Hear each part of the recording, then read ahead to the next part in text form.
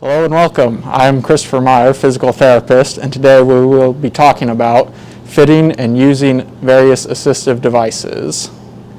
And my name is Tim Donahoe. I'm a physical therapy assistant, and I will be playing the patient role. The first step to using this walker will be making sure that we have the proper fit.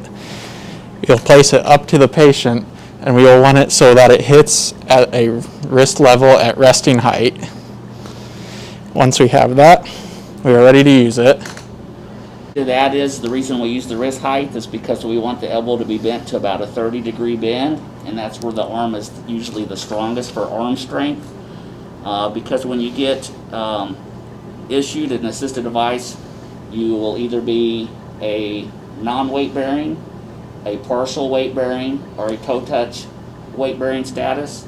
So just depending on what weight bearing status you get will be dependent on how strong you need your upper extremities and your arms. So our first weight bearing status will be full weight bearing. In this gait pattern, Tim will just walk as he normally would with his hands on the walker.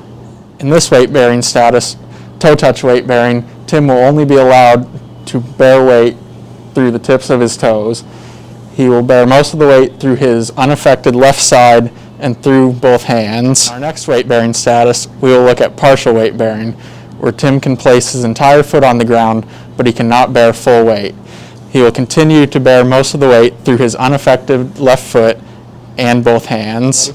In this weight bearing status, Tim will be non-weight bearing, meaning he can place no weight on his right foot. He will move the walker and hop on his left. When using one crutch, you will always keep the crutch on the opposite side as the injured leg. Notice as Tim moves, he moves the crutch with the injured leg.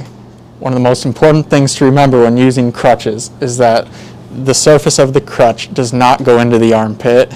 Bearing weight through the armpit can damage the nerves that run through the brachial plexus. So our final assistive device is the single point cane, which is used only with full weight bearing and weight bearing as tolerated status. To fit it, we'll use the same as the walker. It hits him at about the wrist, and he will now take hold and notice the slight bend in the elbow when he walks. Similar to other assistive devices, he will place it opposite of the injured leg, and it will advance with the injured leg.